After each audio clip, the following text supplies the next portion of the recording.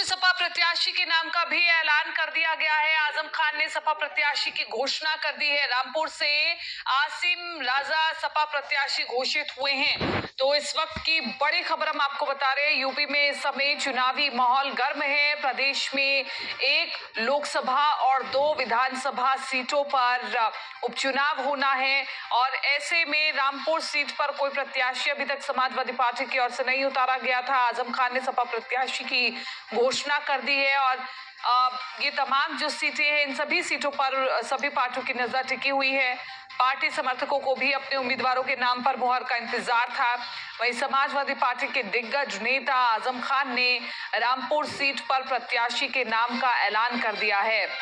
सपा नेता आजम खान ने पार्टी पदाधिकारियों के साथ बैठक की और रामपुर सीट पर होने वाले उपचुनाव पर आसिम राजा को प्रत्याशी घोषित किया। आसिम राजा रामपुर में समाजवादी पार्टी के नगर अध्यक्ष पद पर भी रहे हैं और इसी के साथ साथ वो शहर के जाने माने लोगों में शुमार हैं। इसके साथ ही आसिम राजा 10 बार के विधायक आजम के करीबी नेताओं में भी शामिल है। फहीम हमारे साथ बने हुए ज्यादा जानकारी के साथ संवाददाता। फहीम, लगातार नजर बनी हुई थी कि रामपुर सीट पर समाजवादी पार्टी की ओर से कौन प्रत्याशी हो सकता है और देखिए एक बार फिर से आजम खान के जो करीबी है आसिम राजा, उन्हें यहां से उम्मीदवार बनाया गया है।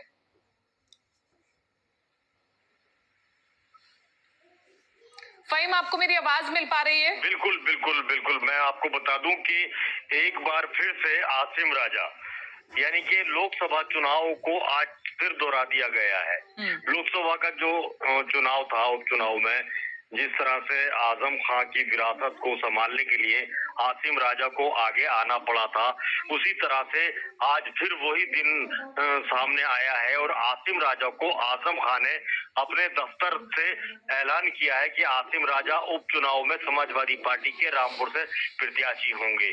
तो आसिम राजा क्योंकि पहले भी लोकसभा का चुनाव लड़ चुके हैं और उसमें चुनाव हार चुके हैं, जिसमें घनश्याम लोधी चुनाव जीत गए थे, तो ये वही आसिम राजा हैं जिन्हें फिर से आजम खान ने इन पे विश्वास जताया है, भरोसा जताया है और कई चेहरों को छोड़कर, यानी कि जो अपने परिवार में जिसकी कयासबाजी लगाई जा रही थी कि वो अपने बड़े बेटे अदीब आजम की बीवी को लड़ा सकते हैं या फिर वो अपनी पत्नी डॉक्टर तंजीन फातिमा को भी चुनाव लड़ा सकते हैं, लेकिन उन सबको दरकिनार करते हुए उन्होंने अपने पूरे परिवार खानदान को दरकिनार करते हुए उनके बहुत ही खासम खास और पुराने जिगरी दोस्त आसिम राजा को फिर से प्रत्याशी बनाया है।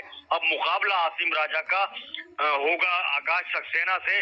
आकाश सक्सेना वही है जिनसे पिछली बार आजम खान 50,000 से कहीं वोटों से ज्यादा से जीते हैं। जी ठीक है फहीम, शुक्रिया तमाम इस जानकारी के लिए और बातचीत के लिए।